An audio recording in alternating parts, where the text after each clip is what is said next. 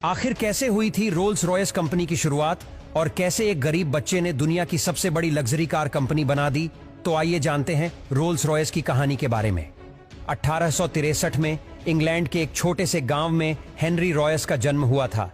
जब रॉयस केवल 4 साल के थे तभी उनके फादर का बिजनेस बर्बाद हो गया और पूरी फैमिली सड़क पे आ गई। 9 साल की उम्र में रॉयस के फादर की डेथ हो गई, जिस कारण उनकी मदर को मेड का काम करना पड़ा और रॉयस न्यूज़पेपर डिलीवरी करने लगे। 14 साल की उम्र में कारपेंट्री, मैथ्स और इलेक्ट्रॉनिक्स का काम सीखा और 21 साल की एज तक वो मैक्सिमम वेस्टर्न नाम की कंपनी में इंजीनियर का काम कर रहे थे। लेकिन फाइनेंशियल डिफिकल्टीज के चलते ये कंपनी बंद होने वाली थी। तभी हेनरी ने अपनी खुद की इलेक्ट्रिकल इंजीनियरिंग कंपनी खोलने का फैसला लिया और FH रॉयस एंड कंपनी की शुरुआत की। उन्होंने आर्क लैम्प्स, बल्ब होल्डर्स और इलेक्ट्रॉनिक डोर बेल की मैन्युफैक्चरिंग का काम चालू कर दिया। सन 1900 तक कंपनी की सेल्स 20,000 पाउंड क्रॉस कर गई थी और वो एक बड़ी फैक्ट्री बिल्ड करने का प्लान कर रहे थे। सब कुछ अच्छा चल रहा था। तभी 1901 में जर्मन और अमेरिकन कंपनीज ने ब्रिटिश इलेक्ट्रॉनिक्स ने मार्केट में एंट्री ले ली। कंपटीशन एकदम से बढ़ गया और इलेक्ट्रॉनिक इक्विपमेंट के प्राइसेस काफी गिर गए। पूरी कोशिश के बाद रॉयस का बिजनेस क्रैश करने लगा और इतनी मेहनत से बनाए हुए बिजनेस को फेल होते देख रॉयस के फिजिकल और मेंटल हेल्थ तेजी से खराब होने लगी। जब रॉयस ने डॉक्टर को कंसल्ट किया तो उन्हें एक सिंपल एडवाइस मिली। ठीक होने के लिए रॉयस को फ्रेश एयर में रहने की जरूरत थी।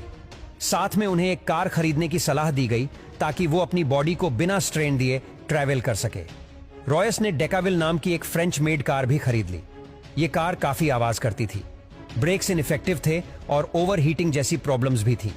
इसीलिए उन्होंने डिसाइड किया कि वो इस कार में माइनर मॉडिफिकेशंस करेंगे। लेकिन जाने अनजाने उन्होंने कार को पूरी तरह ही रीडिजाइन कर डाला। ये रीडिजाइन कार ओरिजिनल डेकाविल कार से काफी सुपीरियर थी और यही से रॉयस को कॉन्फिडेंस आया कि वो अपनी खुद की कार का बिजनेस कर सकते हैं। उन्होंने एक छोटी सी टीम असेंबली की और अपनी नई कार को डिजाइन करना चालू कर दिया। पार्ट्स की ड्राइंग बन जाने पर उन्हें वर्कशॉप में कास्टिंग के लिए भेज दिया गया। इवेंटली रॉयस के 10 हॉर्स पावर और 2 सिलेंडर्स वाली एक कार शेप लेने लगी और ऑलमोस्ट हर एस्पेक्ट जैसे क्विकनेस, लाइटनेस, ड्यूरेबिलिटी और रिलायबिलिटी में ये कार हर मौजूदा कार से बेहतर थी। अप्रैल 1904 को इसे सबसे पहले रोड टेस्ट किया गया और अपने पहले ही टेस्ट में इसने करीब 50 किलोमीटर का डिस्टेंस तय किया बिना किसी प्रॉब्लम के। रॉयस ने 2 और कार बनवाई सेम मॉडल की और इन्हें टेस्ट कर करके इंप्रूव करने लगे।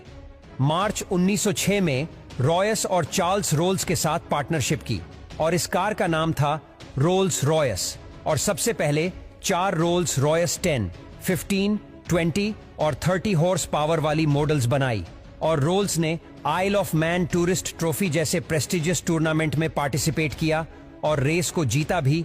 साथ ही साथ इन कार से कई नए स्पीड रिकॉर्ड्स भी बनाए। 1906 के एंड में रॉयस ने 40 और 50 हॉर्स पावर और 6 सिलेंडर्स के साथ एक मॉडल लॉन्च किया और इसका नाम सिल्वर घोस्ट रखा और ये उस समय के किंग, क्वींस और इंडस्ट्री लीडर्स की फर्स्ट चॉइस बन गई। तभी एक भयानक हादसा हो गया।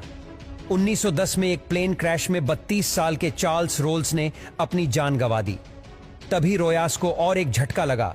1911 में रॉयस की हेल्थ तेजी से खराब होने लगी और डॉक्टर्स ने बताया कि उन्हें बाउल कैंसर है। उनका एक मेजर ऑपरेशन हुआ लेकिन डॉक्टर्स ने कहा कि वो केवल 3 महीने ही जी पाएंगे, पर रॉयस इन 3 महीने में 100% रिकवरी अचीव कर ली। इसी दौरान रोल्स रॉयस ने देखा कि कार के बोनेट पे पर्सनैलिटी मैस्कोट्स लगाने का एक ट्रेंड चला है। इसीलिए उन्होंने खुद का मैस्कोट्स डिजाइन करवाया। इनके मैस्कोट में एलिनोर थॉर्नटन नाम की ब्रिटिश एक्ट्रेस और मॉडल को यूज किया गया है। 1913 तक उनका प्रॉफिट 90,000 पाउंड से भी ज्यादा हो चुका था, लेकिन 1914 में वर्ल्ड वॉर 1 के कारण इकोनॉमी क्रैश हो गई, जिसका इंपैक्ट सबसे ज्यादा रोल्स रॉयस जैसी लग्जरी कार कंपनीज पर पड़ा और सेल्स क्रैश कर गई और कंपनी को एम्प्लॉयज को फायर करना पड़ा। तभी वॉर में मिलिट्री अथॉरिटी को रिलायबल और हाई परफॉर्मेंस वाली गाड़ियों की सख्त जरूरत है, तो रॉयस ने सिल्वर घोस्ट को मॉडिफाई करके एक आर्मर्ड कार में बदल दिया। इस कार की बॉडी में 8 मिलीमीटर मोटा आर्मर लगाया गया और एक रिवॉल्विंग टैरेट में एक मशीन गन फिट की गई। 1915 में रोल्स रॉयस ने एरो इंजन मैन्युफैक्चरिंग में एंट्री ले ली। और अपना पहला इंजन दी ईगल लॉन्च किया और उसके बाद अलग अलग एयरक्राफ्ट इंजन बनाया।